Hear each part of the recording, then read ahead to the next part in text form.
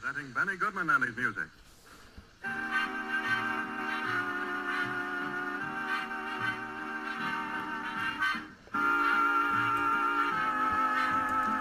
Morning, everybody.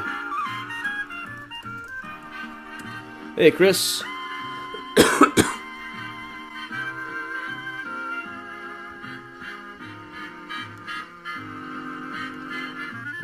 Get this all arranged.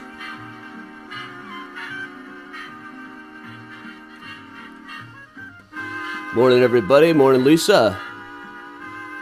Looks like Twitch is now up. It takes Twitch a second. Hey, Mary. Hey, Timothy. Hey, Kristen. Alex. Dita. Hey, Lisa. Hey, Marita. Hey, Ellen. Morning, Keely and Jerry. Hey, Lisa, Mona, Alex, Jolynn. In the urban room of the Congress Hotel in Chicago. Susie, Stacy, Ann, Edwina, Alex, Susan. Blue skies. This app kind of gives me like 5 comments at once. Hey, Ann. Hey, Maja.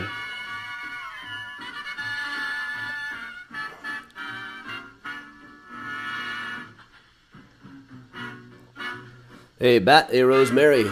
Morning, Betsy. Hey, Bella.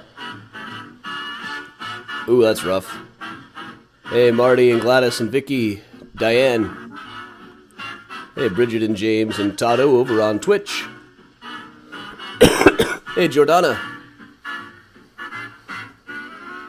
Hey, Deanna.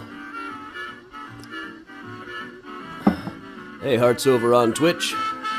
Hey, Kathleen. Hey, Ed. Hey, Diane. Kathleen. Hey, Larry. You could say I'm the Crypt Keeper, I suppose. Morning, Carol and Homer Glenn. Hey, Cindy and Michael. Hey, Monica, April, Lorena, Eddie. Hey, Octavio. Hey, Linda. Sorry if I'm missing anybody. This app gives me like 5 comments at once. Hey, April.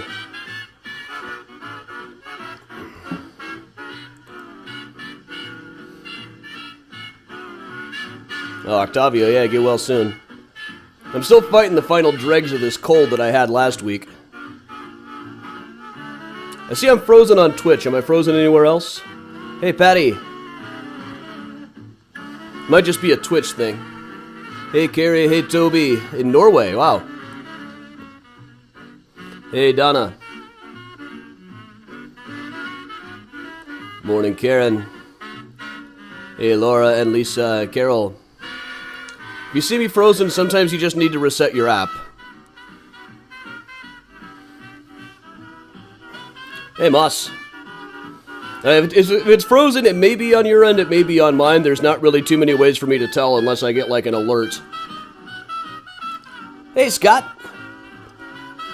Yeah, Scott Stantis of the Tribune down in Birmingham. Greatest city in Alabama. Hey, LB Houdini over on YouTube. Hey, Beth. I'm going to close the mail out, so if anybody has tech support questions, it is officially too late. Yeah, Katie, the pollen is definitely not helping. Allergies are rough. And my chronic sinus infection, etc. make colds kind of rough on me. Oh, hey, Molly on YouTube.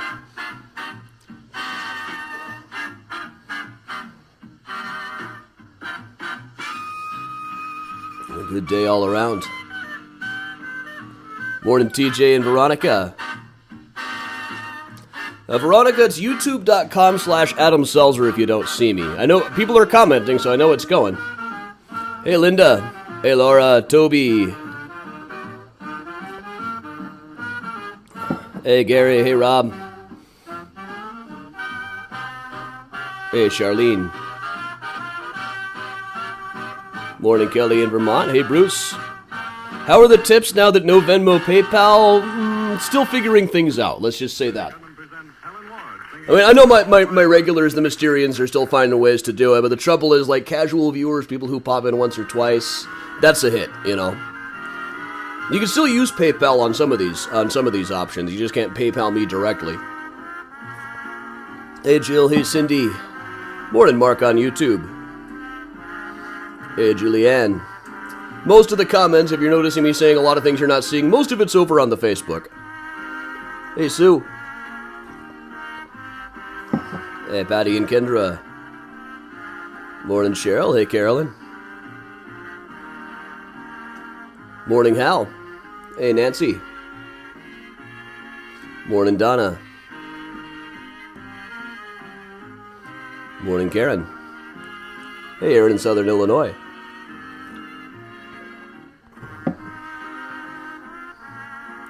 You get paid for viewer subscriptions? I just started putting this onto Twitch, so I'm not getting any money from there. We've only got like 5-10 people watching on Twitch right now, I think. Hey, Amy on YouTube and Sherry on YouTube. Hey, Sarah. Hey, Alexandra. Denise. You dearly, for I am yours sincerely, all my heart. Good morning, Cheryl and Connie and Donna and Joanne and Chuck. Hey, Jordana, that sounds confusing. Hey, Todd. Hey, Dave. The Twitch might be like 5 or 10 seconds off, too, so that can mess with things. Kurt, good luck with that second dose. I'm a couple of weeks off from mine. Hopefully by then this cold will be over. They asked me if you had any symptoms, well, beyond like my regular baseline, having a chronic sinus infection. Hey, Rodney and Vanya. Hey, Belinda. Patty, I haven't done in-person programming since the pandemic started. We'll get back to it, hopefully in a few months.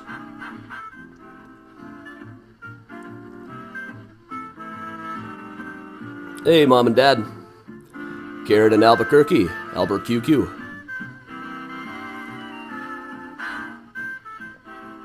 Thanks, Susan. Hey, Eve.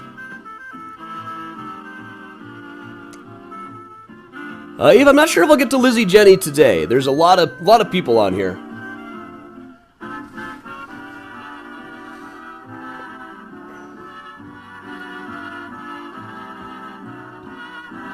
And my other friend got a second dose earlier this week. He said he was sick for 36 hours, then he felt like he could rip a phone book in half.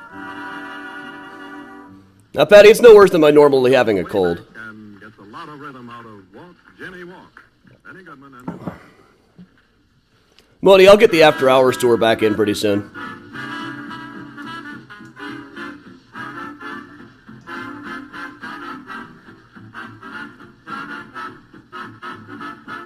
Hey, Paula. Hey, Libby. Aiden's getting his shot in a day or two. He's got permission. Well, he's 18. He doesn't technically need my permission, I don't think.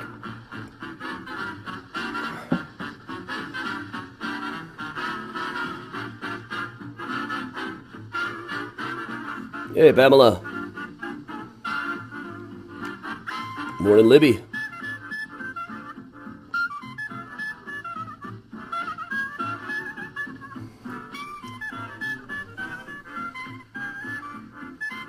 Morning, Mackenzie. Welcome along, everybody. Hey, Gary.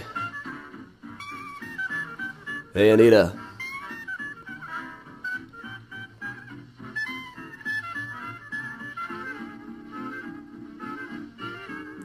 Yes, Tony, really big shoe, really big.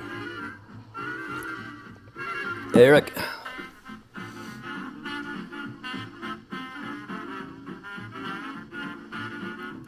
Morning, Bruce.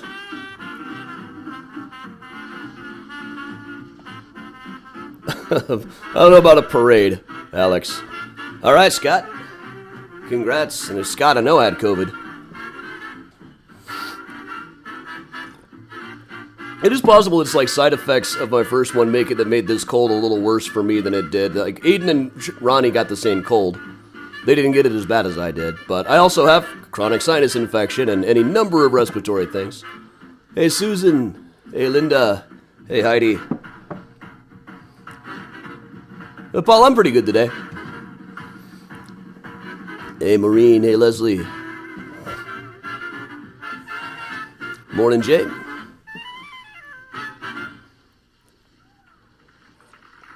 Those of you joining us for the first time, it's 10 o'clock now. We usually give Benny Goodman live at the Congress Hotel one more song, because people tend to log on right at 10 o'clock. So we'll give it a few minutes for everybody to get settled in. One more Benny song. Hey, Patrick in Kuwait. Hey, Andrea and Eileen. Kelly, Patrick, Susan. Hey, Michael. Morning, Candace. Candace is doing the mural over at Wrigleyville North. Hey, Zap. Hey, Renee, Kathleen, Eleanor. Hey, Karen. See, we're up about 10% since a minute ago. Gary, oh yeah, I've tried that. You got a home remedy for chronic cough, etc.? Believe me, I've tried it.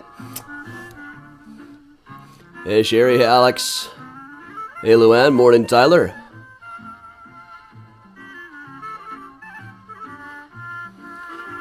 Hey, Dave and Karen and Tony and Dina. Trying new apps and stuff so I can put this on other platforms. Trying to make up for the fact that I can't do PayPal and Venmo anymore. They think I'm a gambling kingpin. Hey, Rocky. Oh, hey, Susan. Hey, Sue. But I'm still learning the buttons on these apps. Hey, Denise. Morning, Sherry. Hey, William. Hey, morning, Lenora. And Wendy. Especially the fact that I get like 5 comments at once on this one. It's not very smooth. So I'll say good morning to someone, then realize there's another 6 up above. Hey, Laura and Jean. Morning, Deirdre. Alright, we'll be able to move off of the Benny just shortly here. Debbie, Zelle works. There's a link down there. The trick is when a lot of people are sending it during a live stream, it starts getting flagged as fraud. So half the time it doesn't go through. So I can use Zelle, just you might want to wait till a little while after or too early on. Hey, Donna. Hey, Liz in Minneapolis. And Jim and Ann. Welcome aboard, everybody new. All right. Benny's wrapping up. Music by Benny Goodman is being presented from the Joseph Urban Room of the Congress Hotel in downtown Chicago.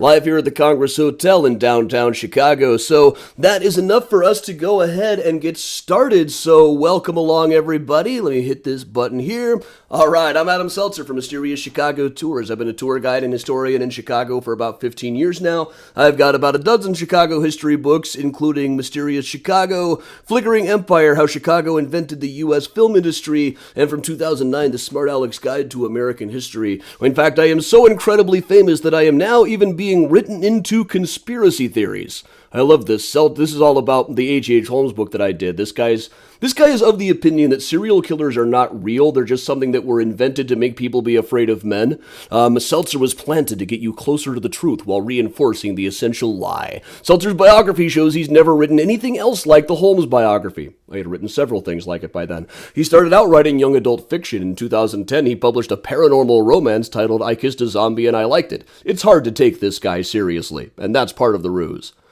Damn it, he figured me out. I suppose I'll stop getting checks now. But also, my next upcoming book, out hopefully next spring, is going to be a new book about Graceland Cemetery, kind of a who's who book. So I've been doing a lot of tours at Graceland Cemetery. It's been a specialty of mine for a long time. And it kind of got mixed in this week. I'm putting together next weekend's tour is going to be all about Art Deco architecture in Chicago. And as part of the research from that, I've been reading through this magazine from the 20s and 30s called The Chicagoan. Really cool magazine. It was kind of like Chicago's answer to the New Yorker. A lot of high society stuff that's not particularly interesting, but there also is some real-time reactions to the architecture that was going up. And in the process of flipping through it, for this tour, I found lots and lots of cool drawings, caricatures, and portraits of some of the people that I'll be talking about on this tour here. Now, this is an important one. I love doing the Women at Graceland tour. I mean, Graceland themselves wants to emphasize this more. They've got the map that you can pick up by the door is not something the cemetery made themselves, but there is a map that has like a lot of the notable people. There's one woman on the entire map, and it's a 6-year-old girl. So there's a lot more stories here than that, and we try to cover as much as we can. Let's make our way on in to Graceland Cemetery. And I know it's kind of incongruous having a guy doing this, but we're a one-person operation here in Mysterious Chicago. So Graceland Cemetery, burials began here in the early 1860s, founded by a guy named Thomas Barber Bryan, whose wife, Jenny Bird Bryan, has a portrait in the Smithsonian Institution. This was done by G.P.A. Healy, who was a friend of Bryan, one of the original treasurers at Graceland Cemetery, and honestly painted like half of the people in this. I almost wanted the book to be like nothing but Healy portraits, but I couldn't find enough of them. They're oddly unorganized. But we'll take a quick left up through the section here. This is a plot owned by the family that sold Bryan the land for this cemetery to begin with, the Justin Butterfield family. The big white cream-colored one is Justin. He was a very sarcastic lawyer who always told his children, buy land. He bought about 80 acres in what is now Logan Square for $1.25 an acre. His grandchildren sold him for like $85,000 an acre. So a very good investment. And this is one of his grandchildren. This is Ada Sawyer Garrett. Now, Justin's daughters were known as the beautiful Butterfield girls. His sons were remembered as being not particularly attractive at all in a couple of later reminiscences, but his daughter Ada married a guy named Dr. Sidney Sawyer. They had a daughter named Ada Sawyer Garrett, married a guy named T. Morrow Garrett, an investor. Here's Ada as she looked at the age of 16. Lived up in what is now River North. She lived at 301 East Ontario, right where Timmy O'Toole's pub is now, and was known for a while as the Belle of the North Side. But then her husband, T. Morrow Garrett, died in 1903 when she was still really fairly young, and after that she just got interested in business. She had inherited about $1 million in the will, and over the course of the next couple of decades, she turned that into several $1 million. She was a familiar sight on LaSalle Street, wheeling and dealing in land, tying up her family's investments. But eventually, unfortunately, her mind started to go.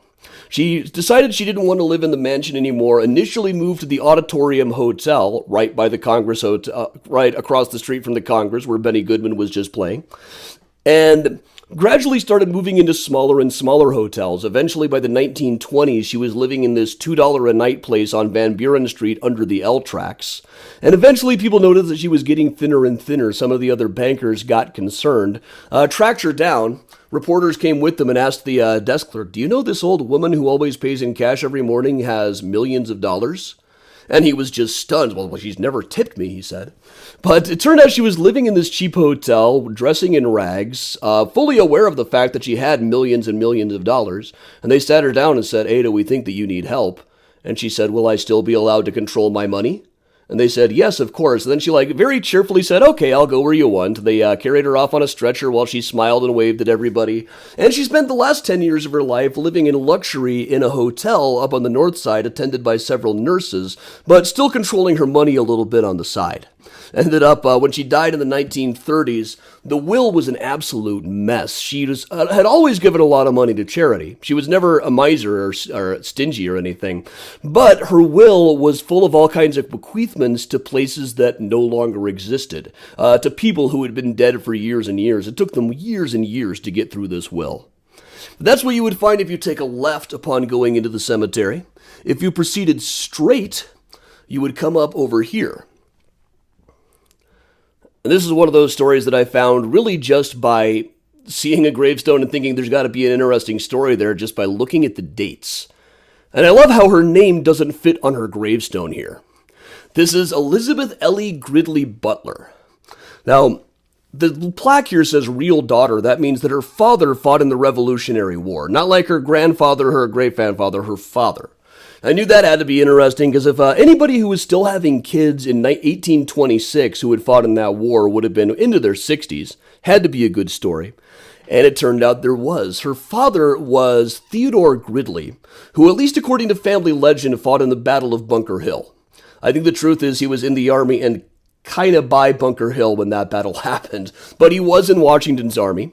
When he was an older man himself, when he was about 50, he married a woman named Amy Ellie, where the Ellie name comes from. Amy Ellie was 40 years old at the time, and 10 years later, when she was 50 years old, she gave birth to their only daughter, Elizabeth. Now, to carry a baby to term at the age of 50 in 1826 is remarkable in and of itself, but not only did she do so, she actually survived herself, and Amy Ellie Gridley lived another 50 years after this. She was 99 years old when she died in 1876. She's buried in the plot here. She doesn't actually have a marker. There's about a dozen people here, but Elizabeth's the only one with a marker herself. And towards the end of her life, people were thinking that Amy was probably the oldest person in town. There's a terrific newspaper article profile of her saying that her mind hasn't been quite as the same as it was since the Great Chicago Fire. She and the family spent the night hiding in a cabbage patch. And now she seems to get most of her amusement from rumpling napkins, but she derives great amusement from that, and unlike the conventional old lady, she does not smoke a pipe. Which I guess was a stereotype about old ladies circa 1876. Now, I've never found a picture of Amy or of Elizabeth herself. There is a picture of Amy's daughter. This very old-looking woman, like Whistler's mother, sitting here with the baby, is Amy's daughter. At the time this was taken, Elizabeth was still alive, as her daughter Amy Ayers. Elizabeth was still alive and would live for another 10 years or so. That baby on Amy's lap is Elizabeth's great-great-grandson. And she lived long enough, she certainly could have met that great-great-grandson. I've never been able to establish whether she actually did, but that little baby grew up to be President Gerald Ford. There's one of 2 Gerald Ford photographs in the Graceland book. It's one of those weird little coincidences that for some reason, he's not at the cemetery, but there are 2 pictures of Gerald Ford in the upcoming book. And we'll move on a bit from here. Not too far up from there is the High plot. This is John High was a firefighter who died in the earlier Great Chicago Fire in 1857, and now it's a massive family plot with several generations. There's a grandson who became a great photographer of architecture during the Art Deco era. And over here, Ellen Dudley Root. Now, Ellen Dudley was, I think, a great-granddaughter of John High. And she was the first wife of John Root Jr. of the architectural firm of Hubbard and Root, the company best known for all of their Art Deco work. Now, Ellen Dudley Root, when she was married to him, was an actress. This is a drawing of her in the Chicagoan magazine. She played a lot of shows at the Goodman Theater. She was well known as an actress, particularly with the Goodman Company in the 1920s and early 1930s. It's another terrific picture of her right here. This is kind of a trope of Art Deco architecture is people who look very, very tall. You see quite a bit of this, but here she is dancing at the Goodman Theater. But then, after her divorce, after she decided to stop acting, she moved over to Paris where her mother was living. And in Paris, that was right around the time World War II began. So in 1940, just before the United States got involved, she was working in the ambulance corps in Paris. But then for some reason she was sailing back home, and in the process of sailing back home on New Year's Eve of 1939, she passed away. And she was kind of a trick in the book, because whether she died in 1939 or 1940 depends a lot on which source you're reading. She died over the course of New Year's Eve. Whether it was before or after midnight is kind of a mystery. And she was well known at the time, but over time she was kind of forgotten. Her husband's firm, Hubbard and Root, actually designed her headstone. Her ex-husband's firm. Mr. Root himself did not design it. It was another guy who's buried elsewhere in the cemetery. It's a very simple grave, but designed by the Art Deco kings Hubbard and Root.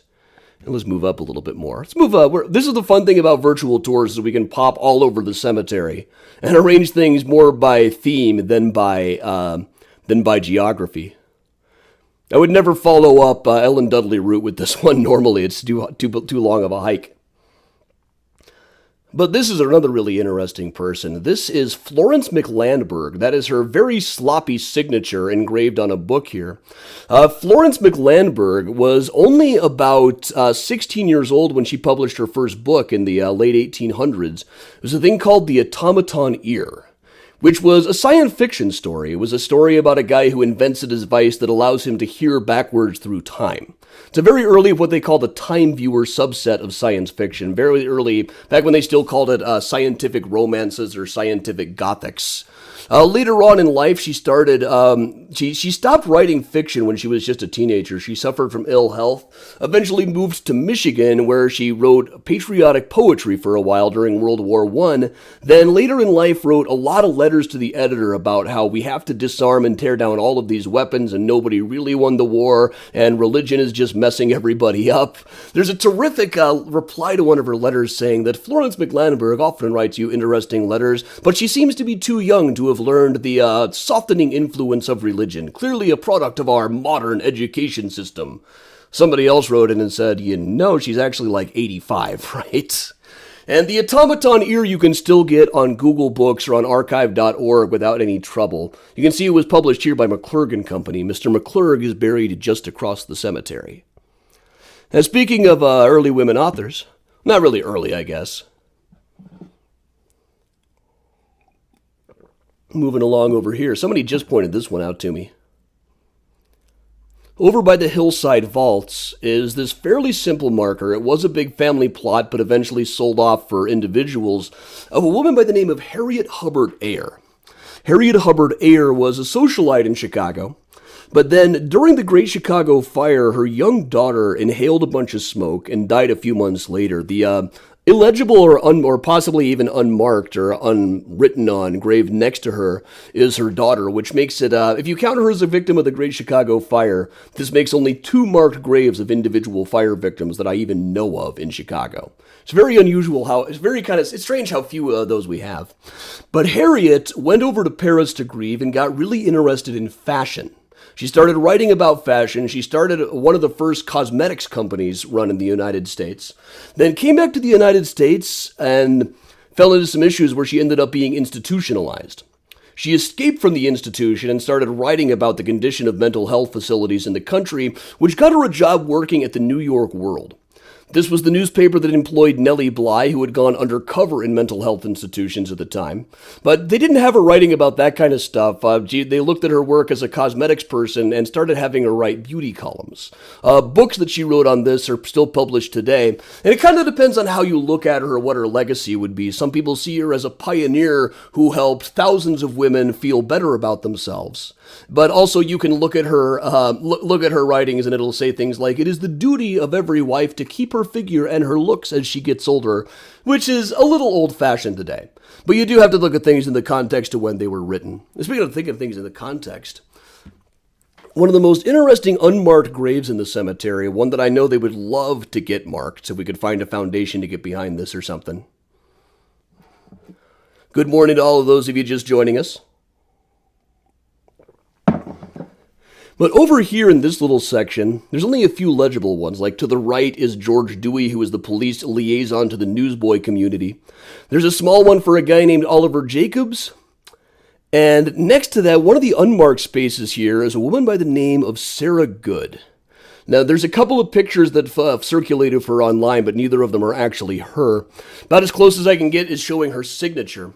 Now, Sarah Good is sometimes listed as the first black woman in the United States to get a U.S. patent. Now, when she was announced as that, people were being a little bit hasty. They've since found a couple of earlier examples, but that doesn't diminish her accomplishment in any way. She and her husband Archie lived here in Chicago. There's some interesting speculation. There was just a picture book about her saying that she was born enslaved. They're basing this on the fact that the records say she was born in Ohio. Sometimes formerly enslaved people would lie and say they were from Ohio. But there's not really a lot of evidence to put together here. She always told the census worker she was born in Spain, which makes things even trickier. But she invented a cabinet bed. This was a desk that folded into a bed. Kind of a precursor to the Murphy bed. I think from advertisements, I think she might have, in fact, invented a couple of them. So she and her husband ran a furniture store in the basement of a medical school on State Street. And we actually can trace a lot of the fortunes of that because she appears in the legal archives quite a bit. They borrowed money heavily to do this, bought wholesale furniture to sell at retail, which was how you ran a furniture store in those days, including from Marshall Field. Marshall Field loaned her about $100 worth of furniture. And that in itself is really fairly remarkable. If you look at the paperwork, she was able to get credit by herself without even her husband co-signing. For a woman in general, a black woman especially, that's a remarkable feat in and of itself. But unfortunately, the furniture store didn't do that well. They had some leaking and flooding at the medical school upstairs that wrecked a lot of their stock. So eventually they gave up on the store. Archie just became a carpenter, became really one of the best known black carpenters in the city. And Sarah just By the end of her life, she's just listed in the census as being a housewife. And Archie's not even buried in the same cemetery for some reason. He's down at Lincoln Cemetery, I think, on the south side. So we're still putting together a lot of the pieces of Sarah's life, but there is now a Sarah Good Academy, a STEM academy is named for her down on the south side. Let's move up to the north side here a bit. This is what I absolutely love talking about. I love everything about this tomb. This was designed by Henry Hobson Richardson in his signature Richardsonian Romanesque style. Big, gregarious guy who used to dress in hooded robes so he would look like a medieval monk. It's almost kind of weird that O.W. Potter would hire him. O.W. Potter, the steel baron, was really an image-conscious guy. But Richardson was the first really famous architect in the United States. But O.W. Potter, the steel baron, is one of 3 people here. He's here with his wife and daughter. His daughter is way more interesting than he was. This is Margaret Potter. Now, when Margaret was only 16, she wrote her first novel called A Social Lion. Now, A Social Lion was a satire of Chicago's high society world, featuring a free-spirited young woman named Joan, based on her friend Joan, who was a granddaughter of Allan Pinkerton. And this was considered such a scandal that when the Potter family's yacht got bumped into by Joan's family's yacht, people whispered that it was not an accident. O.W. Potter personally tried to buy up and destroy every copy because he feared it might damage his family's reputation. You can probably imagine what this did for sales. Newspapers all over the country were advertising that they were able to procure copies of Margaret Potter's book, A Social Lion, and she went on to have a very long career. She was still operating as an author for the rest of her life. She didn't live to be that long, just like her early 30s, but throughout her 20s, she was publishing a book or two every year. Primarily historical fiction. People at the Newberry Library always said they were kind of in awe of her, because she would get up at 4 a.m. and write for 8 hours. Then she would go to the Newberry Library and research until they closed, and still maintained a busy society schedule. And she and her sister, who was also an author, would go to every single Cubs game at the Old West Side ballpark. She didn't live long enough to see Wrigley Field, but she would love being so close to it. When you're standing here on a clear day, you can hear the crowd at Wrigley Field. And she would have loved that. Unfortunately, she didn't live that long. She was going through a divorce when she died of a chlorodyne overdose. That was a drug that you took that was supposed to ease you off of morphine addictions. She had started taking drugs, I think, mainly just because it was what they thought you had to do in those days. To get up that early, work that hard, then go to sleep at the end of the night. You take something to get up, take something to go down. They didn't know quite how bad it was for you at the time. And just near her, this is one of those pictures from the Chicagoan, these magnificent 1930s caricatures. So here we've got the Keith brothers plots. Elbridge Keith, Edson Keith, Osborne Keith. They ran a fur company, all had mansions near each other on Prairie Avenue. And Edson's granddaughter, Catherine, married a guy named David Adler, an architect himself. And she became an author. She wrote, when she was still young and still studying, she wrote a book called The Girl that you can find without too much trouble on Google Books. But then in 1930, just before her death, she wrote a book called The Crystal Icicle that was reviewed briefly in the Chicago, and they said it was probably a very good portrait of society life in the Gold Coast. But they found the writing, I won't read it. They didn't think too much of the writing. But she was really just launching her career when she died. She died in a car wreck in Paris in 1930. We talked about her just a week or so ago on the old Prairie Avenue tour. And from here we'll loop around. If we go in the other direction from the Potter tomb, it's one of my very favorite people to talk about. She's been the subject of an episode of the Cemetery Mixtape podcast. There's a whole big thing about her going to be in the Graceland Cemetery book. We'll just kind of loop over here. It's a long walk, so I have a chance to sip some tea.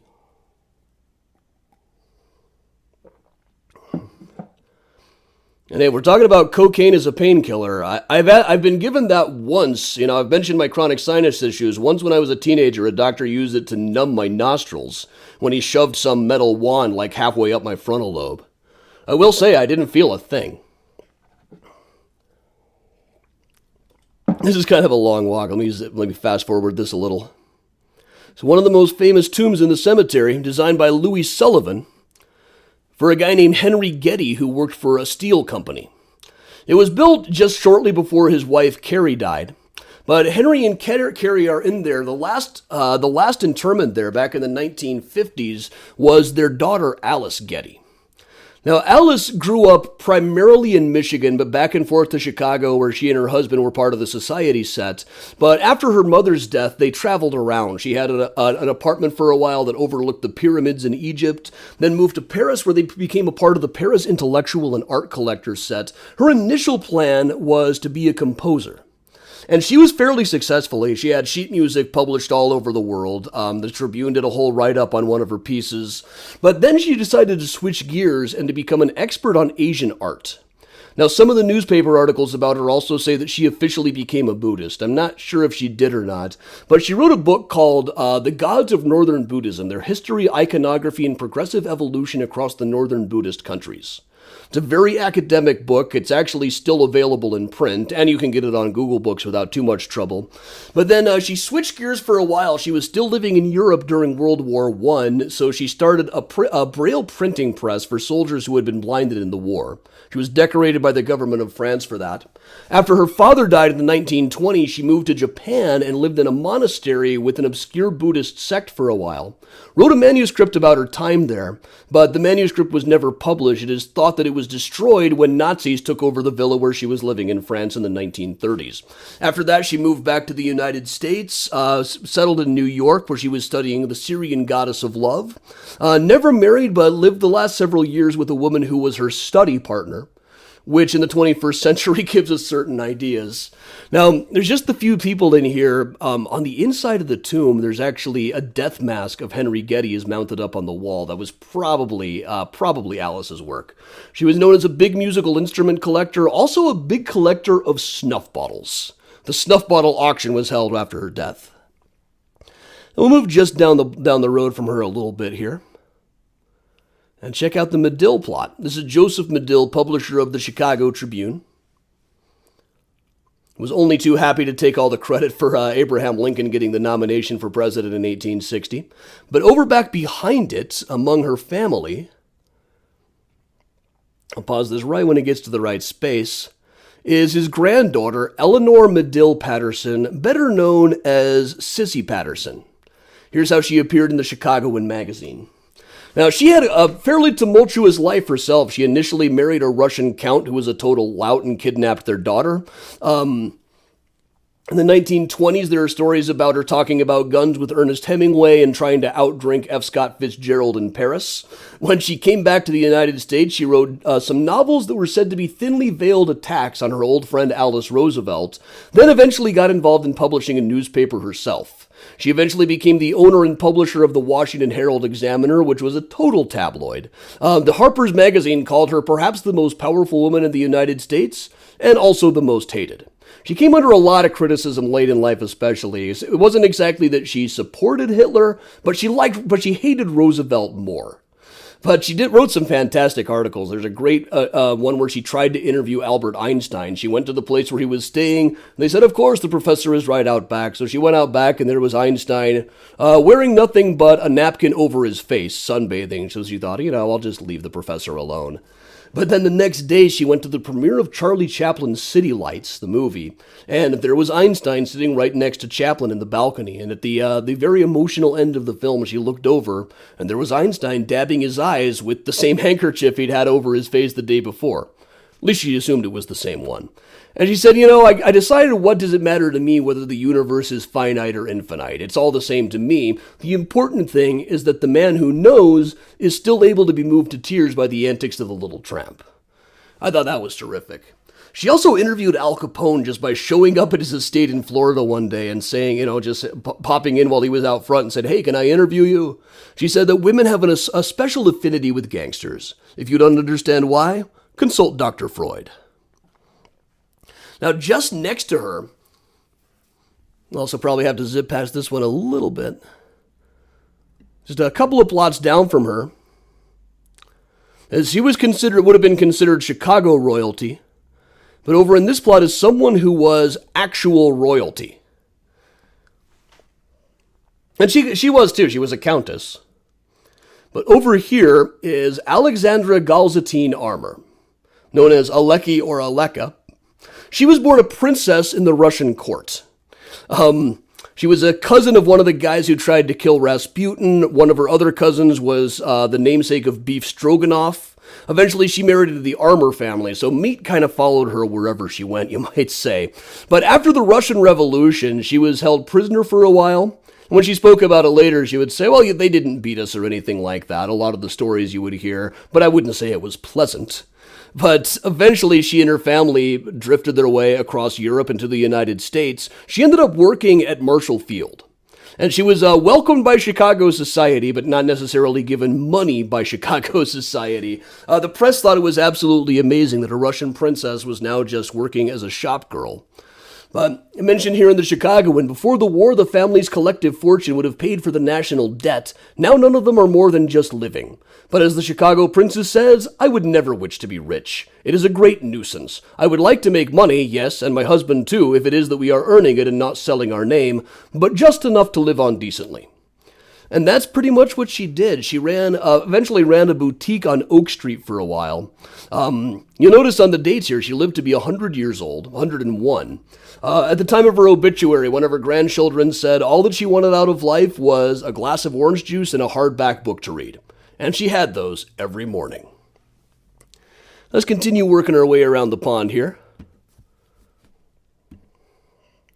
Here on the south end of the pond, perilously close to the Pullmans, is a woman who's become kind of part of an urban legend that turns up on boat tours in Chicago a lot.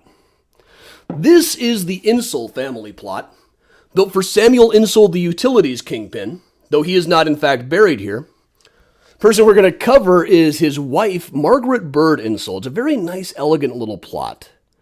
Now here's a portrait look at what it is. It's a mother and child in the flower bed. Mrs. Insull, under the name Gladys Insull, Gladys Wallace, I think was her original stage name, was an actress when she was young. Newspapers called her as diminutive as she is pretty and as pretty as she is talented. Which, it's kind of a left-handed compliment, but it's a compliment. So, she eventually married Mr. Insull, got off of the stage at that point, but found that she was bored with the life of just being a rich guy's wife. Eventually, later in life, she decided she wanted to get back into acting.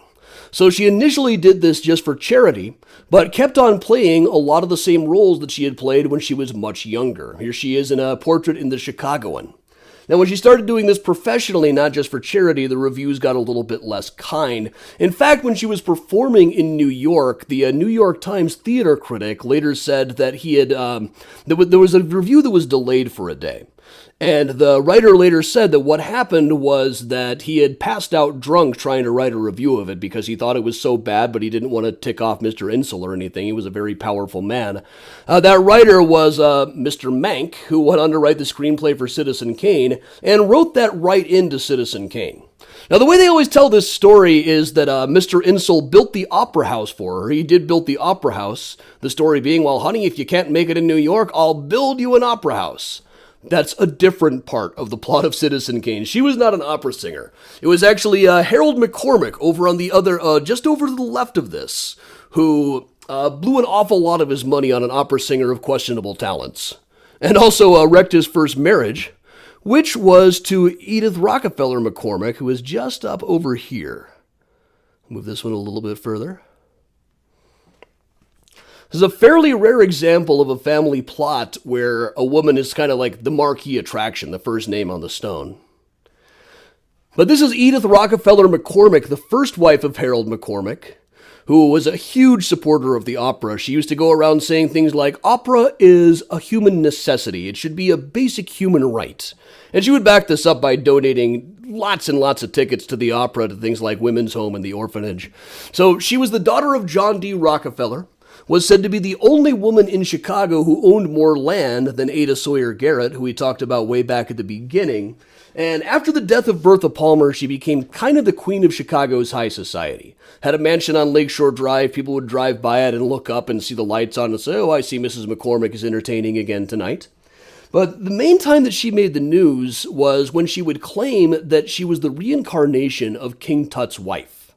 Which she said quite a bit. When King Tut's tomb was excavated, she said, I looked at the picture of the chair and recognized it immediately. I sat at that chair many times when I was 16 years old and married to King Tut in a former life. Now, you can imagine this must have been kind of awkward for dinner guests. One of them said, she was so educated to begin with, all we could really do was kind of nod along. So she lost a lot of her money after the crash of 1929, a lot of which had been being used to keep fortune tellers and astrologers off the streets and out of trouble. Most of them told her she would live to a very old age. She really only lived into about her early 50s. She is buried here along with a couple of her infant children who died of scarlet fever. Now, let's stick around the pond while we're here. This is one of my favorite graves in the cemetery. It's simple, but you can tell everything about the woman, really, or you'd feel like you can, just from looking at this simple line drawing here. This is Ruth Page, who was a dancer. Now, Ruth got her start dancing in Indianapolis as a kid, but through that, she got to meet Anna Pavlova. And she told this story over and over. She was taken backstage to meet her and escorted into the dressing room, and there was Pavlova sitting completely naked and picking her teeth. She told this story over and over throughout her life. But she ended up dancing in Pavlova's company, then moved into things like silent films in the United States. She danced on Broadway. She danced on the Ed Sullivan Show, and turned up quite a bit in the 1920s and 30s in Chicago, especially at the Goodman Theater. Here's a picture of her doing Rhapsody in Blue that was taken for the Chicagoan magazine. And another where she looks very much like Queen Amidala. Love that shot. That one's fantastic with the shadows. So later she got more into choreographing. She choreographed a version of the Nutcracker that the Goodman did for years and years, but even into her 70s, she still wore a leotard under her clothes every day, just in case. And she was also known for being fairly scandalous with things. In the 1950s, she choreographed a ballet that included a lesbian couple canoodling in the background at one point. Which wasn't all that, shouldn't have been that shocking, but this was the 1950s. When she was asked about it later, she just said, if you only did the things people think you should do, you'd be awfully limited. And this was by the 1970s, where she was saying things like, there's a ballet I really want to stage in Chicago that opens with the director coming out completely naked, then we throw paint all over him. Of course, this is Chicago, and Chicagoans are so stuffy, we'll probably have to have him wearing a towel or something. Lived to 1991. When she was about 80, she married a guy named Andre Delfau, who designed a lot of her productions. He's buried right in front of her. It's a great story. After the wedding, they went on a cruise together for the honeymoon. There was another famous dancer who said, Ruth, well, how do you like married life? And she said, oh, it's great. You got to try it. He said, well, talk to me again on Sunday, and we'll see how you feel then. Let's keep moving along. I love this space. I call this Pride Rock. The coyotes really like to hang out on this little outcropping of rock in the Bellevue section. And up along here, Grace Murray Meeker over on the right-hand side. She was one of the Gilded Age survivors. High society on Prairie Avenue. In the 1920s and 30s, you could always count on her to have an anecdote about how awesome things were back in the 80s. The 1880s. She probably would have loved Facebook. All of those memes about how we used to drink from the hose and we rewind our hammer pans and sit in the way back of our big wheels. Drink high C from the creek.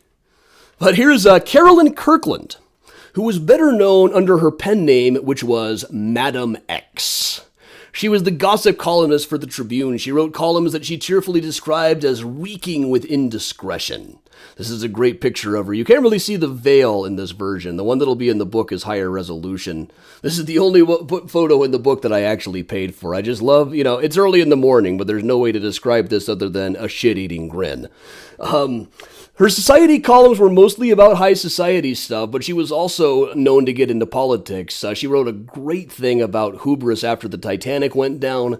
When there were plans to tear down the old water tower, she spearheaded the efforts to get that saved, worked really hard advocating for better treatment of World War I veterans, and also published a compilation called Chicago Yesterdays. She just went around to a lot of old-time Chicagoans and had them write their memoirs about what Chicago was like back in the old days. It's an incredibly useful book for somebody writing a book about this cemetery. Let's move on from her a bit. Over by the L tracks.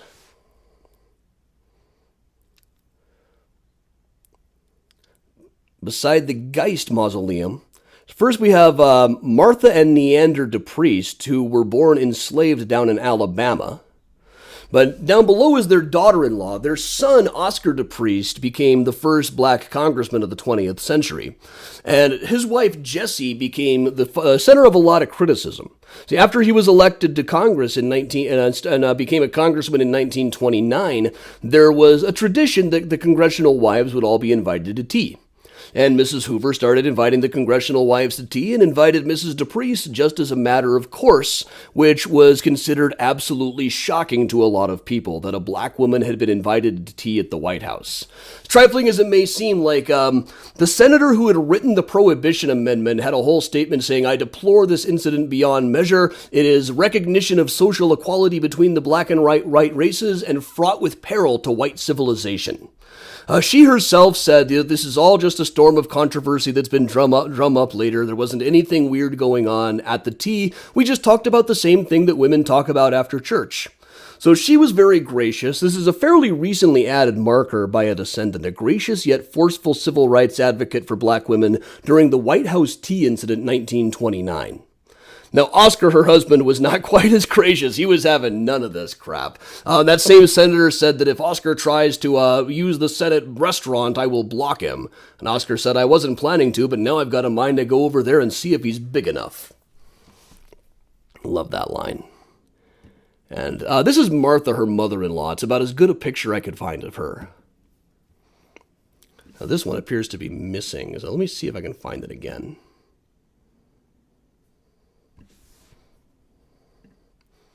I'm not sure I have it in JPEG form. It's only in like a TIFF for the book. Here we go. There's this magnificent portrait of her that's in the Smithsonian. But we'll move on a little bit more. Still just so much to cover. We're going a little bit over today, but just there's so many stories here, I might as well go over. So this is a columbarium. This is a place where ashes are interred near the chapel. Now, Graceland is generally known as the cemetery of architects. But almost all of them, architects just in general, tend to be a boys' club even now. But perhaps the most famous woman architect here is Marion Mahoney Griffin. Whether that's pronounced Mahoney or Mahoney, you get a lot of different opinions. No matter what I say, somebody's going to tell me I'm saying it wrong. She's right here next to Barbara Langtot of the Chicago Architecture Foundation, who wrote a book about architects at Graceland. Marion worked in Frank Lloyd Wright's office. Now, she did not have particularly good things to say about Frank Lloyd Wright, but she was one of the people who made him famous. What made him famous wasn't just his designs. It was a book of his designs of paintings of his designs that was published, where they were kind of done to look like Japanese landscape paintings. This is one example of it. She actually painted about half of them herself. Wasn't really into taking credit for things, though she later called Frank Lloyd Wright a canker sore who originated nothing himself, took the credit for everybody's work all the time. She wrote a book that was about 1,000 pages long about an autobiography, which has now been digitized by the Art Institute of Chicago. It was kind of considered a holy grail among architect people for years because it had never actually been published. I mean, the thing is just huge, but now you can get it online without too much trouble. We'll slip over from her. This is a woman kind of similar to Alice Getty in a way. Now, the person we're covering here specifically did not want any kind of ceremony, any kind of funeral, or any kind of marker. So people kind of use this cylindrical one over on the left is about where she's buried. So this is kind of referred to as her gravestone sometimes. But there's nothing with her name on it. It was a woman by the name of Mary Hastings Bradley. Now, she first made a name for herself writing travel books about going to Africa. Theodore Roosevelt is said to have been inspired to go on his 1909 safari based on one of them himself. Her real thing was he wanted to get women to go on these big game hunts themselves. But after making a name for herself like that, she settled into life as a mystery writer, which paid a little bit better, and was even sent, after World War II, she was even sent overseas to document the old concentration camps. And she said, in her speeches, she said that she had seen documents that the Germans were developing a missile that could have gotten to New York in about 90 minutes. Seems a little implausible to me, but she also believes that she was very firm that if D-Day had happened a couple of months later, we wouldn't have been able to win the war. A couple of her books were made into movies. Her daughter Alice had a long career as a science fiction author under the name James Tiptree Jr. We'll move just a little bit up from her. Is over in the John Jones plot. John Jones himself was kind of went down in history as the first black man in Chicago to get rich. But buried in the plot with him up here, under a little individual marker that just says Grandma Jonesy, is his wife, Mary Richardson Jones. Now, Mary Richardson Jones was involved in a lot of the Underground Railroad work and a lot of early civil rights work. She outlived her husband considerably and eventually got involved in women's suffrage. Though, like a lot of women of her generation, she came to it kind of slowly. Initially, she was saying, well, my idea of suffrage is just that a woman should do all she can. Actually, pushing for voting rights took her a while. But that was kind of common with her generation. The story she had to tell the most, the one she had to tell over and over again, was the day that John Brown showed up at her house. Now, John Brown was the radical abolitionist who had decided to recruit an army and organize a slave uprising. And if you read articles about her now, it takes care to say that the Joneses did not approve of his plan. And really, the truth is they didn't think it would work. I wouldn't say they didn't necessarily approve of it. They just thought he was going to get himself killed. But he showed up at the house along with what she called 20 or 30 of his fighters. And she initially told John, these are the toughest looking, scariest guys I have ever seen in my life. I don't know if I want them in my house. And he said, well, what else are they supposed to do? So they were able to hide them down in the cellar while John went around and raised money to get them on trains to Canada. Meanwhile, Mary went and sent somebody who was about John Brown's size to State Street to get measured for a suit, and that ended up being the suit that John Brown was hanged in a couple of months later. We'll zip around from there. Sometimes I still like to tie stuff together geographically.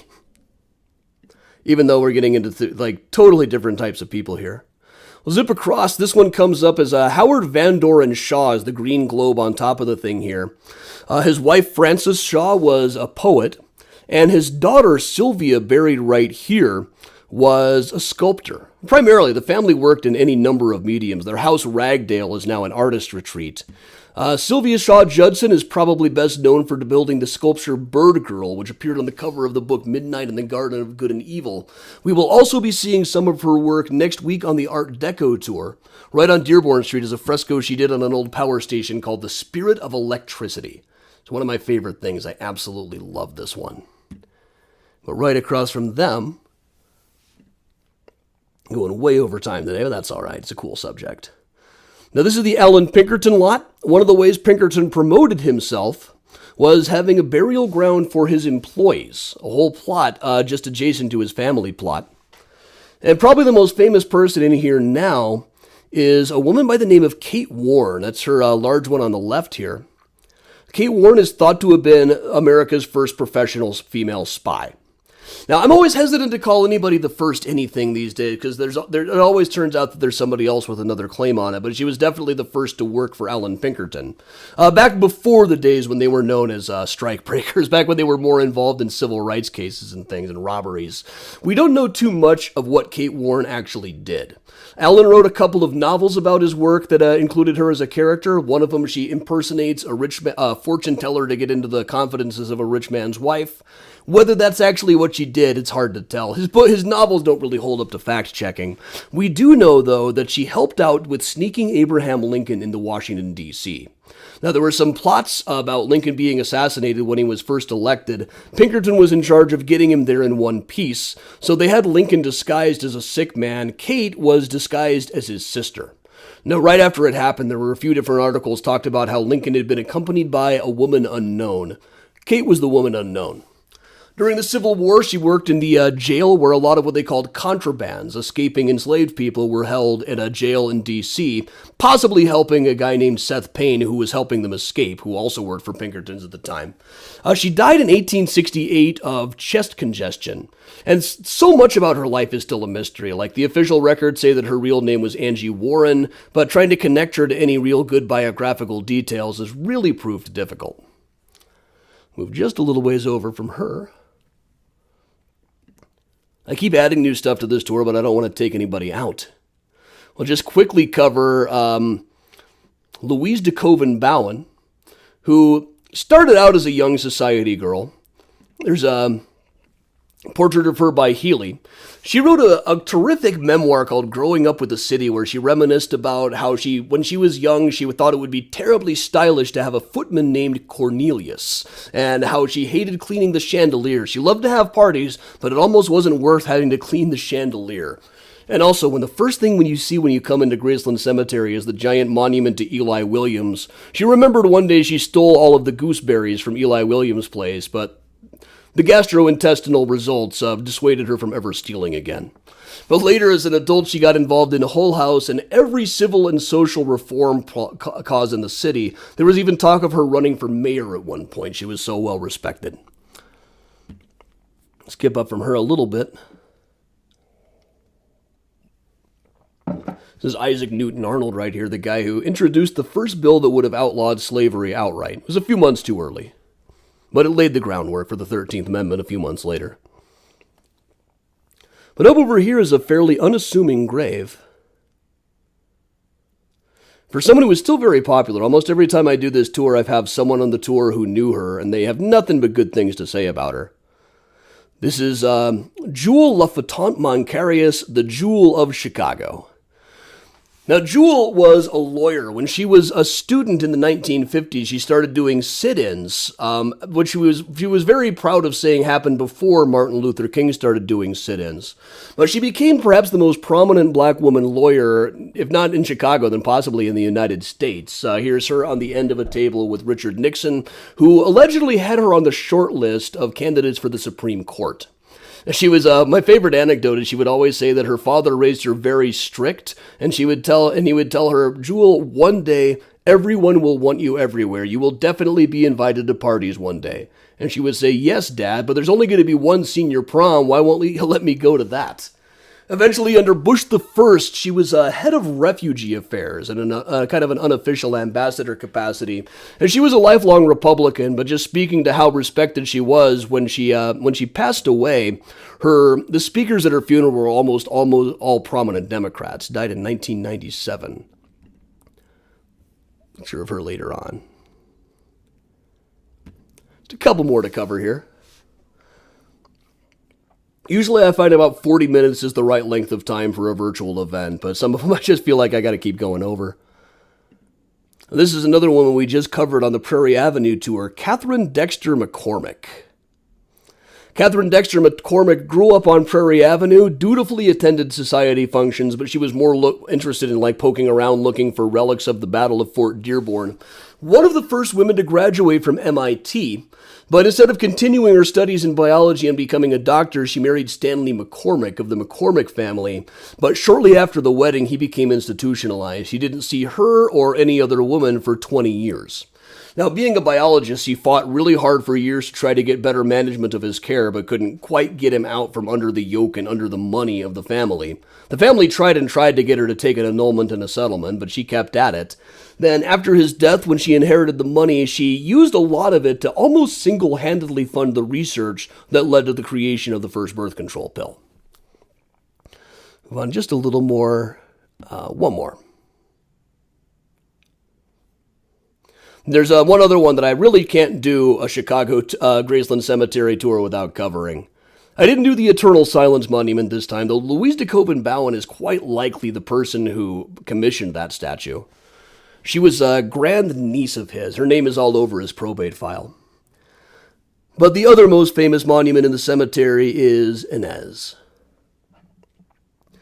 Now, very little is really known about Inez, the girl in the glass box. We know from her death certificate she died of diphtheria, despite urban legends that she died being locked out in a lightning storm. But from what records we have, and especially from her parents' divorce file, I can cover quite a bit more about her mother, Mary Briggs, who is buried directly in front of her. She doesn't have a marker of her own, but she's buried right in front of Inez in the statue. Now, Mary was only about 16 when she married a guy named Wilbur Briggs at the house of her mother and her stepfather, the Rothrocks, who were buried over to the left. Now, about a year later, Inez was born. And when Inez was about a year and a half, Mary told Wilbur, "Your drinking is out of control. If you don't stop, I'm going to have to ask you to leave." And he decided to save her the trouble and just plain left. So About a year later, Mary became pregnant again with a boy named Delbert. He only lived for a few months. That's his grave just to the right of Inez. And that may have delayed her getting divorce proceedings. You had to be deserted for a couple of years before you could get divorce proceedings at the time. But also, they were going to ask you some intrusive questions like, have you been a faithful wife? Did you do everything you could to make the home happy? How many children do you have? If Delbert had still been alive, she probably wouldn't have been able to get the divorce. But as it was, when she was asked how many children do you have, she just said, I have one, Inez. They had continued to live with the Rothrocks the whole time, as far as I can tell. But then, a few years later, Inez died of diphtheria right around the time her mother had married a guy named John Clark. And the death must have been right after the wedding. We don't have a specific date for it, but in some paperwork in the cemetery office that Mary had to sign to move Delbert from an individual plot to the new family plot, she calls herself I, Mrs. John Clark, but signs it Mary Briggs. Like she hadn't quite gotten used to using her new name yet. So at the time that Inez died, Mary was already pregnant again with a daughter named Beatrice, who had a daughter of her own named Inez. When Beatrice grew up, she moved to Los Angeles. Mary joined her out there. And that Inez's namesake niece, just passed away a few years ago. And all right, I think that takes me to the end of the list I had for this one. So let me go ahead and plug some of the upcoming tours. On Thursday night, we're doing kind of my greatest hits tour, H.H. Holmes' The True History of the White City Devil. I wrote a whole book on the guy. I researched him for years. I swear I'm not trying to wreck everybody's fun when I say he didn't really kill hundreds and hundreds of people. It was more like 9. But we'll get into all the details here in my most popular tour, Thursday night, 8 p.m. Then a week from the day, Sunday, a brand new one that I've been putting together and filming stuff for called Art Deco Chicago. It's one of my favorite architectural styles. We're not necessarily known as the great Art Deco city in Chicago, but we've got a lot of really cool stuff, and I'm going to show some of it off. And of course, over on the Facebook page, we do mini tours every morning at 10 o'clock. I haven't figured out how to move them over to Twitch and to YouTube just yet, but including every Monday, we do Mural Monday. Every Friday is Find a Grave Friday, where I go to a cemetery where I know somebody is buried, but I don't know exactly where or what the gravestone looked like, so we find it out on the comments and play hot and cold. Last Friday, we found Babyface Nelson, the bank robber. And since we found him early, we decided to find Robert May, the author of Rudolph the Red-Nosed Reindeer, while we were there. And on Friday evenings at 6:30, we have the Whiskey and a Cookie Show on the Patty Vasquez Show Facebook page. I normally try to keep politics kind of on the down low here just to keep fights from breaking out in the comments. But on Friday evenings, we drink whiskey, eat cookies, and discuss all of the events of the week. That's the upcoming stuff. Just briefly, if you want to be cool like Luca here and wear a Mysterious Chicago hoodie, t-shirt, sweatshirt, flask. I don't think Luca has a flask. But go to cafepress.com/MysteriousChicago. That's where you can get all of the merch. They're always having good sales. And with that, thanks a lot for joining me, everybody. There's some new ways to donate since we're having trouble with the PayPal and the Venmo these days. But thanks to everybody who's still finding ways to kick in and help me keep the lights on. And with that, I will put the Benny Goodman back on, take a big sip of tea, and we'll just hang out like we always do.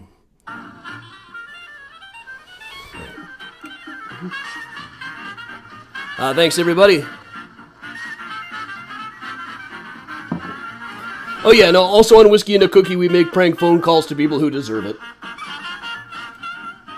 There's the guy who was saying that Biden's tweets are too conventional, so I called him and said, since you like unconventional stuff, I bet you'll love my music, and then played the worst crap I could invent at the time. Thanks, everybody. Thanks, Kathy and Vicky and Dina and Lisa.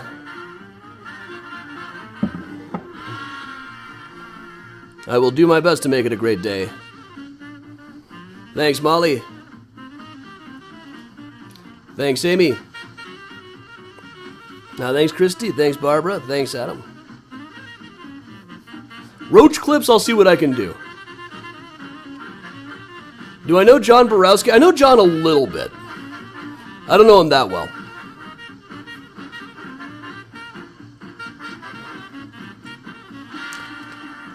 Thanks, Audrey. Thanks, Pauline. Thanks, Liz and Kathy.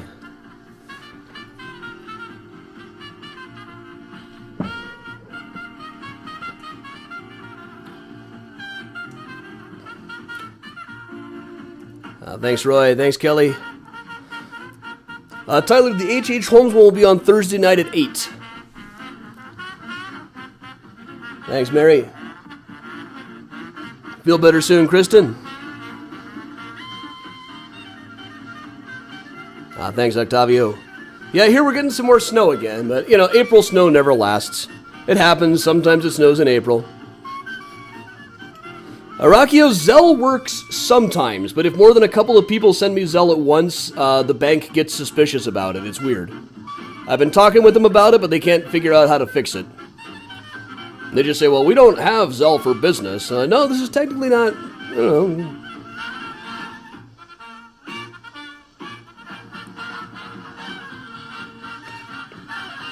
Thanks, Debbie and Nelson and Wheaton.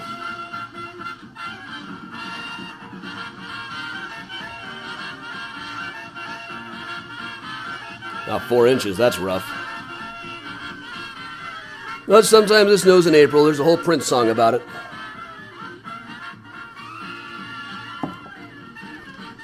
Where is that statue located? Which statue specifically? We covered a few statues today.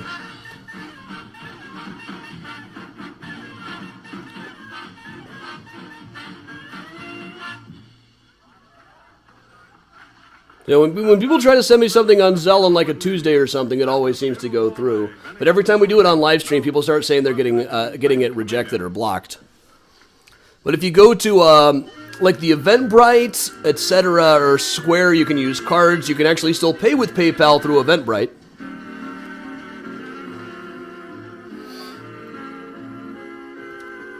Eventbrite is where we list all of the tours. It has a buy tickets thing. You don't actually need a ticket. You're all here without a ticket. But you can buy tickets on a pay-what-you-want basis, and then you'll get reminder emails, too. Oh, yes, there is also, if you are new around here, there is a page called Mysterious Chicago Regulars and the Miles Fan Club. Miles is my cat. We'll find him in a minute. Oh, the statue on the book cover is in Savannah, Georgia. It used to be in a cemetery. Now it's in a museum there. Any significance to the gravestones that are like cylinders laying sideways on a small pedestal base? I call those the Slim Jims. Or the Tootsie Rolls. I don't know if there's any real significance other than just style. Google Pay, yeah, you can do Google Pay through Square. It's the link is down there at mysteriouschicago.com/donate. That'll take Google Pay and Apple Pay. I haven't found anything that's quite as simple as just giving my name on, other than Cash App. Venmo and PayPal are still the easiest, but they think I'm a gambling kingpin. John, yeah, I haven't been on an official tour at the Hoover House in Iowa, but I have pulled over to go see it a few times. And I might be going to Iowa again next month. Those of you who know me know that I'm very interested in the naked Trike-Angel statue that used to be at the mall, and I think I might be able to meet the sculptor there next month, right after my immunity kicks in.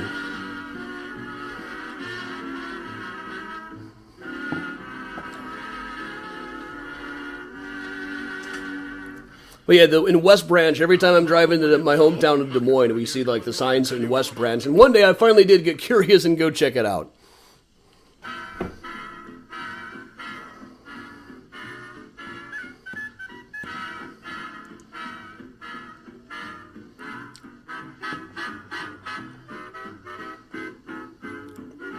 Laura, even Graceland off and on, some of their sections weren't supposed to have any standing gravestones, because it does go through cycles. You know, we go through periods where people just want memorial parks, where you can look and if you'll stare right at the ground, you'll never notice there's a gravestone there at all. Like the block section of Graceland is pretty much like that. And there was a section whose name is just completely escaping me right now. On the northeast portion of the cemetery was not supposed to have anything over the grass line. They broke the rules a few times.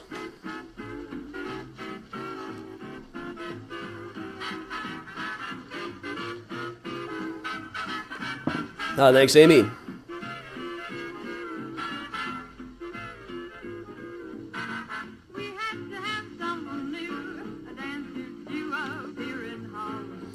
Graceland's current rule is you can't be over 4 feet with a gravestone.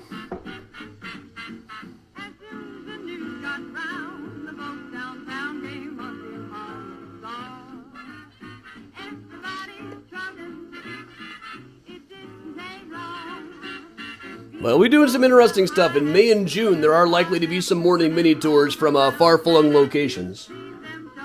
We got a possible Iowa trip coming up. We've got Aiden's graduation coming up, so that'll be some traveling.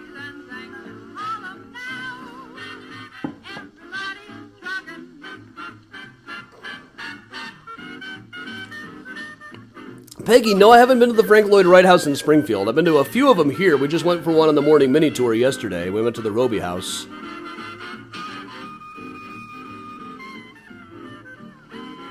Tyler, I've been to Bachelor's Grove many times. I've never had anything remotely strange happen to me there, except for the people you meet there. What I always tell people is you don't need to see ghosts at Bachelor's Grove. The people that you meet there are strange enough. Diane, golf course cemeteries. I like that.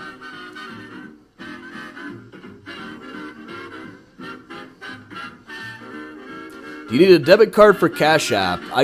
Possibly? Benny Goodman presents On the Alamo.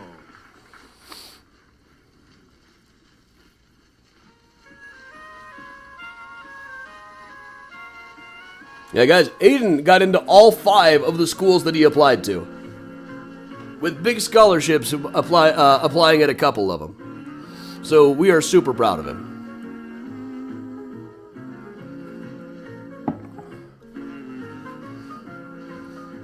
I was just taking him back to his dad's yesterday when we got the message that he got into the 5th and final school. It was already like his number 5 choice. He'd already got into the 1 through 4.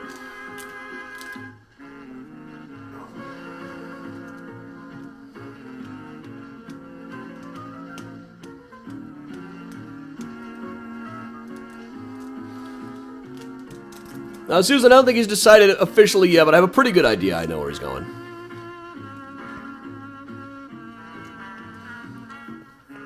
The first choices are kind of a 3-way tie.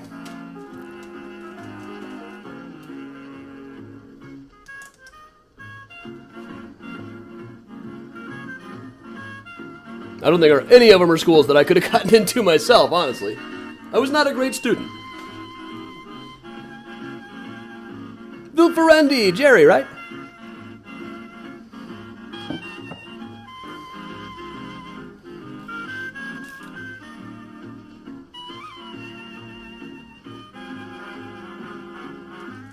Thanks, Molly. That's one way to donate that you can use, like PayPal or anything, is the Eventbrite thing. Just click on buy tickets. You don't actually need a ticket, obviously, but there's a pay what you want option. Unfortunately, it's like a super long URL so that I can't just post right here. You can still use PayPal there, but it's a lot to have to explain. But that's also, it's part of why I leave the Eventbrite events. The tickets are still available for like 3 hours after the event.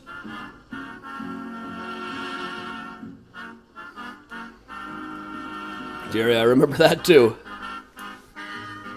I was about Aiden's age when I started going to House Filks in Georgia.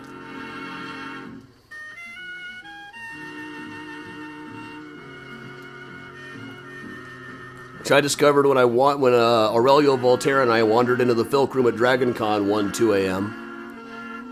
I knew Gwen was up there. I knew Gwen a little from the Borders Books scene. The Borders Books folk music scene that flourished in the late 90s. And we stay right in the urban room of the Congress Hotel in Chicago and dance some more to Benny Goodman and his orchestra, and hear Helen Ward sing Eeny, Meeny, Miny, Mo.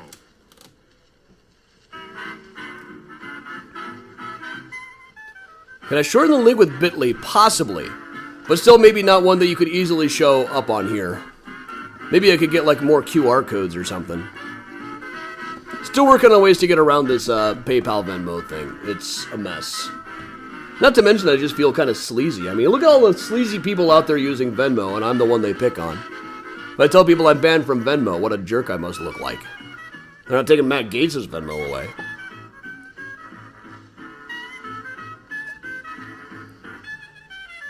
Yeah, Patty, Aiden's got like a week and a half to decide for sure.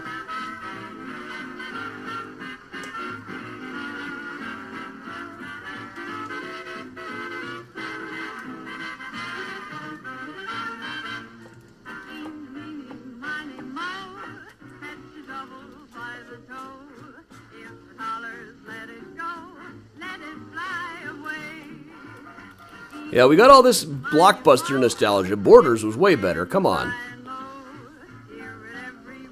I mean, I won't even, since it's not the After Hours tour, I won't even repeat the various nicknames my friends and I had for Blockbuster in the day. Blockbuster sucked. Overpriced and low selection.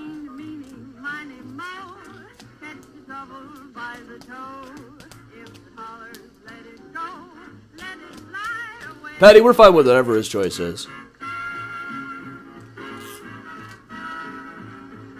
Yeah, let me go find Miles. Hang on.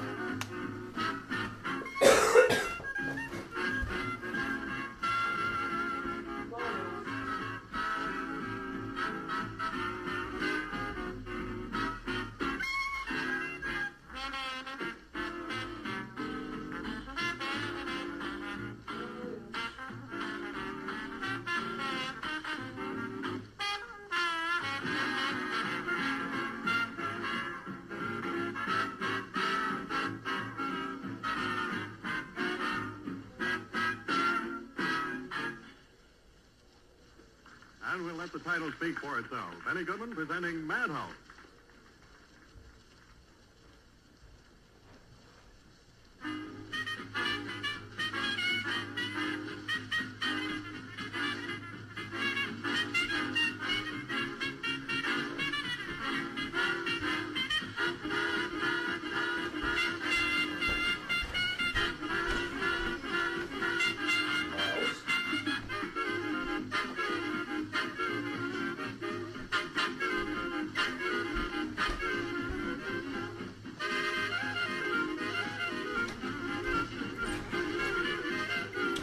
Both of the cats are presently AWOL, but I will find them.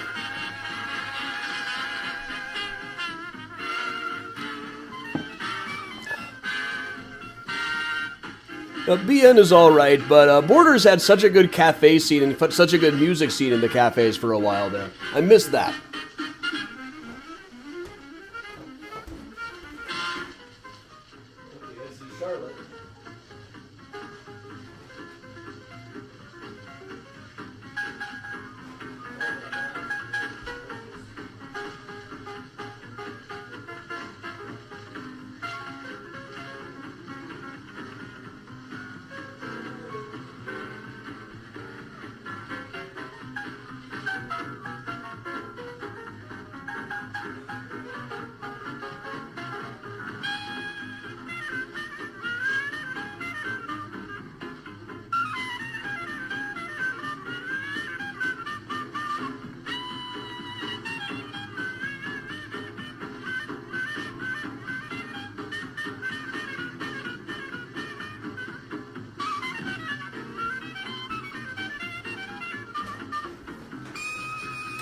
Back in here.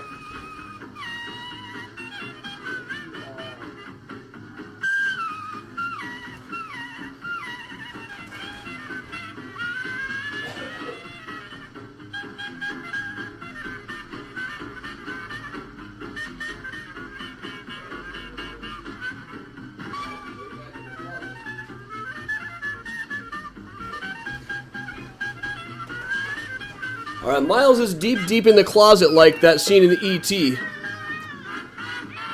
So here's Charlotte for you guys. Yeah? Mm-hmm.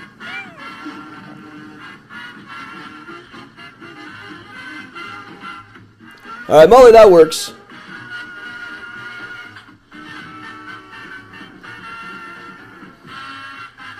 Usually I set it up so so you can still buy a ticket on the Eventbrite thing after the event, but sometimes it doesn't. Sometimes I forget. There she is. Meow. And here's a short encore portion of Benny Goodman's forthright invitation at the beginning of his program. Let's dance.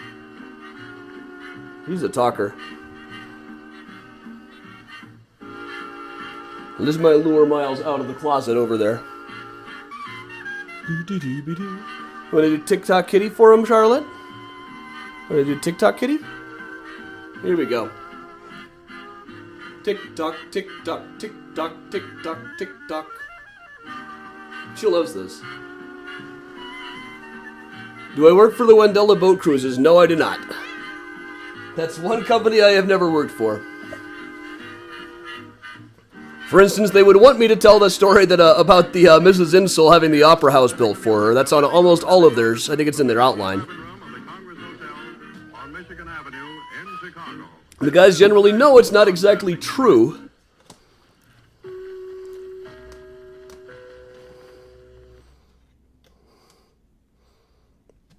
I've got to rewind the Benny a bit. Hey, Raylin and Tate. I hope I'm pronouncing those correctly.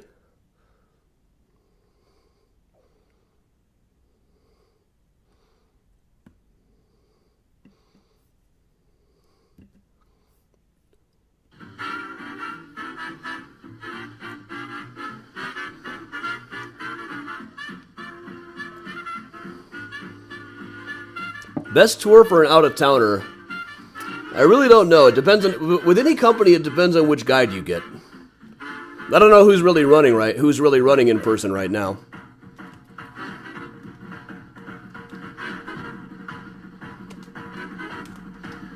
Well, there's still plenty of good bookstores out there. There's a great one called the Bookstall in Winnetka.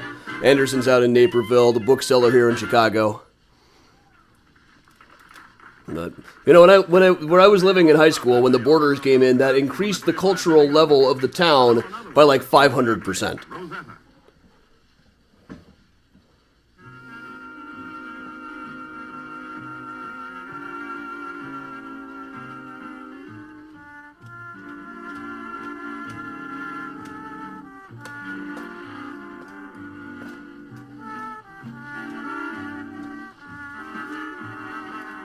And Miles is way back in the old closet.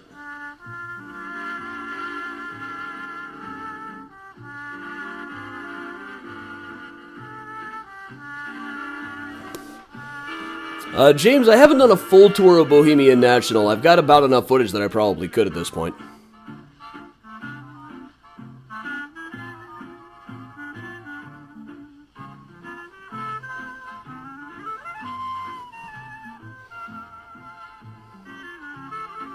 Thanks, Cindy. I love taking those coyote photos. I had to stop posting them on Facebook. The first time I tried, it was like a few months before the mini tour started, and there was like thousands and thousands of shares. But that's more publicity than the coyotes they really want for the coyotes there.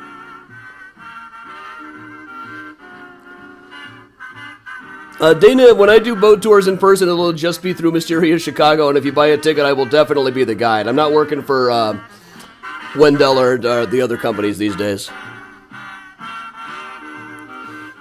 It's Tony, yes. I was on one. I end up on a lot of Wendella cruises with when I'm with school groups.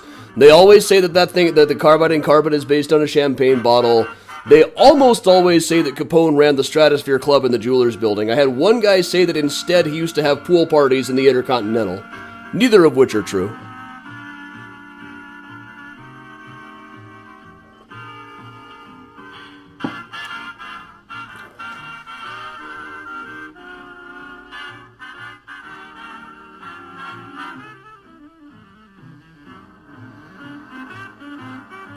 You know, I would say the Emerald City in the movie is more streamlined modern, the curvier version of Art Deco, which you see a lot of in like the 1933 World's Fair, which I'll cover all of that.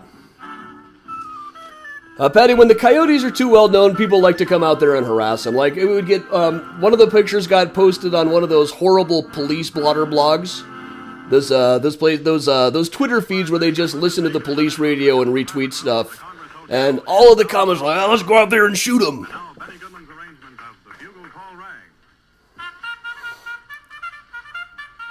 What was the name of the resale bookstore? I forget. It's the one on Wellington. I forget what it's called. It's on Broadway in Wellington, or Sheridan in Wellington.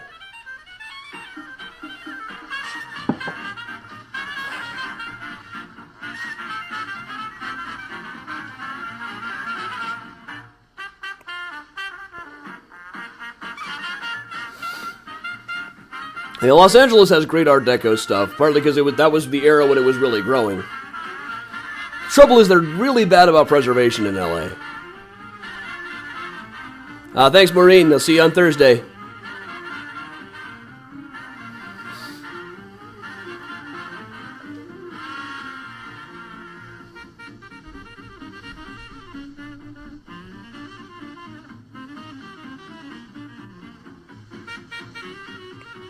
Thanks for the cash app, Laura.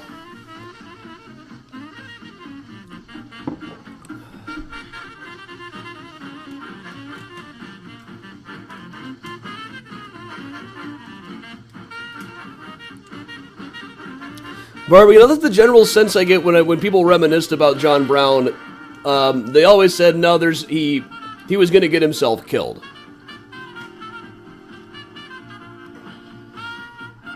Not that they disapproved of what he was doing, but they didn't think it would work.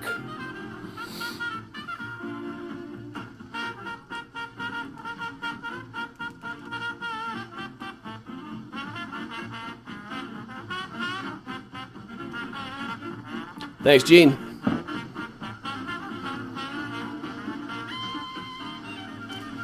Yeah, that was Douglas's attitude. Good idea, but you're not going to pull this off.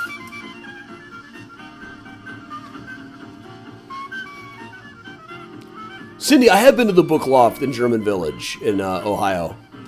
It's in Columbus, right? Would I ever consider teaching Chicago history at the college level?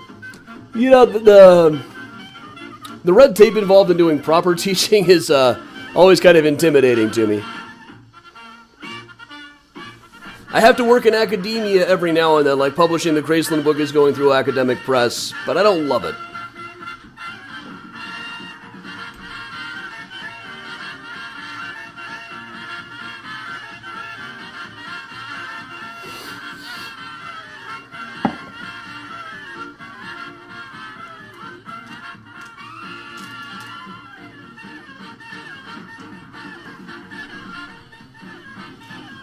Bookman's Corner, that's the one. Clark and Wellington.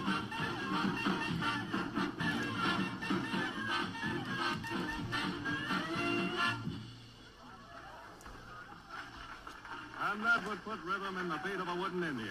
That was the bugle call rag, Benny Goodman's own arrangement. Now, the popular tune, Thanks a Million.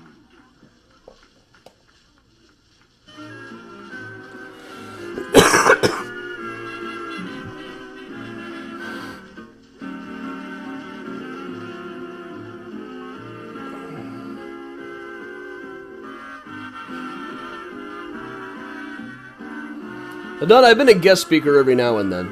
That I can handle.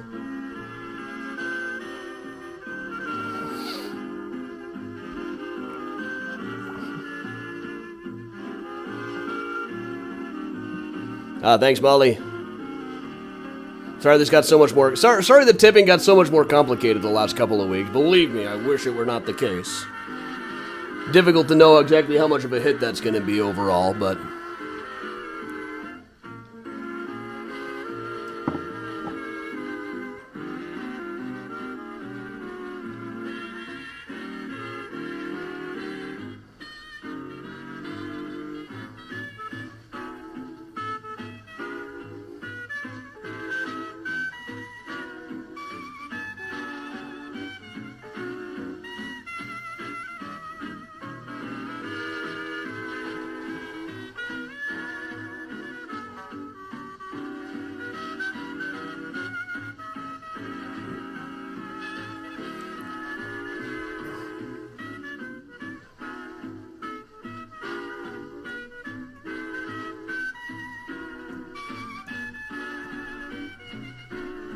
There was a Powell's in like the Lincoln Avenue, Lincoln Park area too.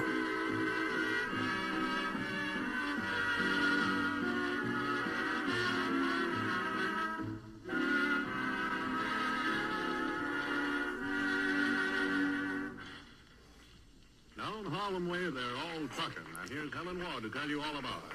Trucking. All right, well, folks, I'm starting to get hungry for lunch here, so I'm going to go ahead and go back to plugging the upcoming tours one more time. Upcoming tours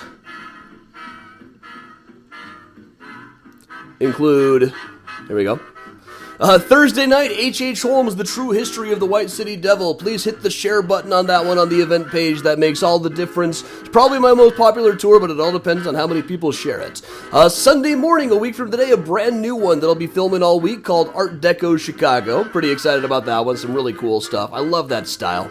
And of course, over on the Facebook page at least, we do mini tours every day at 10 o'clock, including tomorrow will be Mural Monday. Friday is Find a Grave Friday, and the rest, it's Anything Can Happen Day. And on 6:30 on Fridays at the Patty Vasquez Show Facebook page is Whiskey and a Cookie, in which we drink whiskey, eat cookies, and discuss the events of the week. You know what? This would be the first tour Miles has missed. I can't let that happen. Let me find this guy. Miles. We had to have someone new, a dancer duo here in Holland. Someone started talking. We just can't let Miles miss a whole tour, can we now? There's the boy. All right, everybody. Thanks a lot for joining me for another great tour. I love doing the Women in Graceland tour. There's so many good stories here that need to be told. And of course, this isn't the last word on any of these people, but it's a good icebreaker. So thanks a lot for joining me. I'm Adam Seltzer for Mysterious Chicago Tours, saying stay safe, stay strong, stay spooky, and if you can, continue to stay home.